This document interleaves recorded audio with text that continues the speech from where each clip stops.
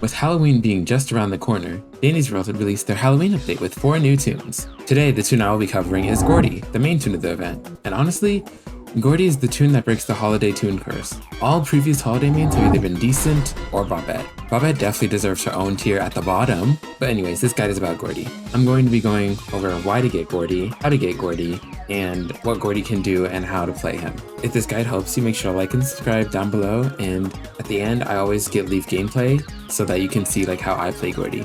Anyways, let's get into the video.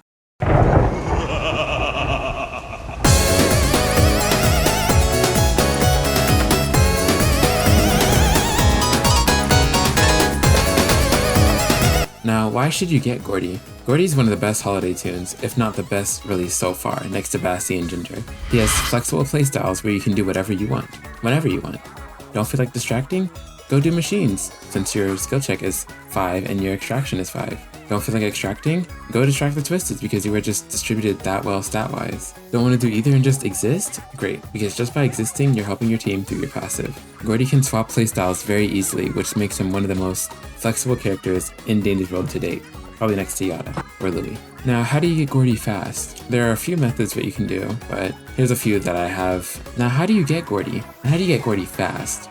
Well, I got Gordy in one day, and I tried all these methods down below. So I can tell you that these methods all work, and that you should try each and every one of them to see which one you like the most. The first thing that isn't the most consistent, but it can help out a lot, is by joining communities. By joining our Discord, link in the description, we do runs where we try to help people get Gordy.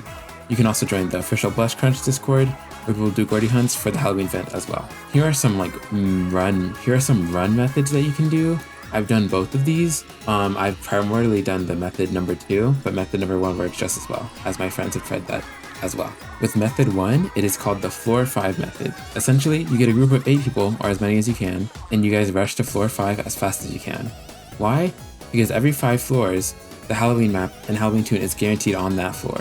That means on floor 5, you are guaranteed either Rebecca, Eclipse, Sylvester, or in the best case, Gordy. And Gordy can spawn on this floor since main starts spawning on floor 5. The odds are not as in your favor, but if you get really lucky, this method can work out for you and your team. Method 2 is called the Machine Crusher method. Basically, you get 7 people to play either Shelly or Roger and 1 distractor. And then you guys rush through the floors as fast as possible until you reach floor 20. At floor 20, you are guaranteed 1 Gordy every time, as Gordy spawns on floor 20 100% of the time. That way, luck isn't a factor anymore and you can guarantee your Gordy spot. And you also get more chances for Gordy to spawn since you're going to floor 20, and from floors 5 to 20, Gordy can spawn on any of those randomly. This method got me Gordy in less than a day, but both methods work well. So how do you play Gordy? Gordy is basically your all-arounder. So how do you play Gordy? Gordy is basically your all-rounder. Gordy's basically your all-rounder. His kit rewards players who can distract, extract, and do basically anything throughout the map. Let's break down his strong points.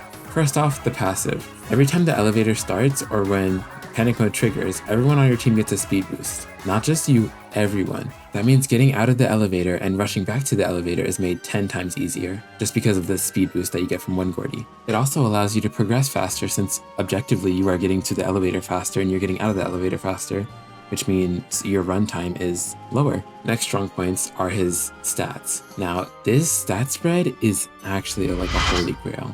You get the best extraction you can, 5 skill check and 5 extraction. And not only that, you get a decent distractor stats as well, with 4-star movement speed and 1-star stealth. This machine speed, that means Gordy can clear machines faster than characters like V.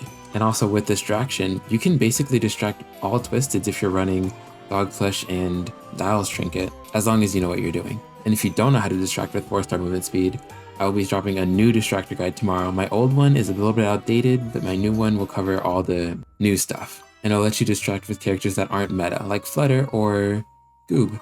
Gordy's active ability is good whenever you can put it off, but it's not something you should be prioritizing. Essentially, whenever you have your ability up, when you use it, you send out a pulse that gives teammates around you a random stat boost. It's kind of like Toodles, but on steroids. Now with all these strengths, there has to be a weakness, and there is a pretty big one. Now for his downsides. Gordy's biggest issue is in his stamina.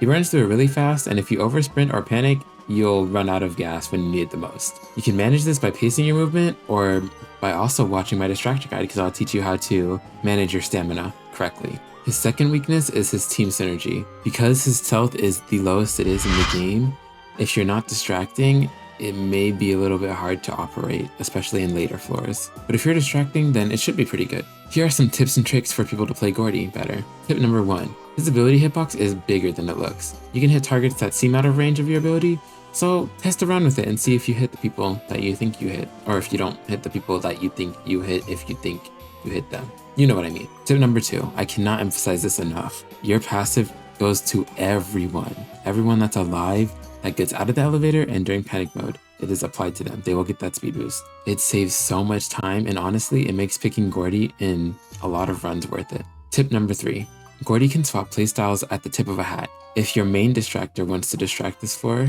cool, just pump out some machines. Or let's say your main distractor dies, you can pop in and take charge. You also have lots of flexibility when it comes to trinkets, as you can run dog plush, dial trinket, you can run dog plush speedy shoes, you can run full extraction, you can run half and half with dog plush V-mote.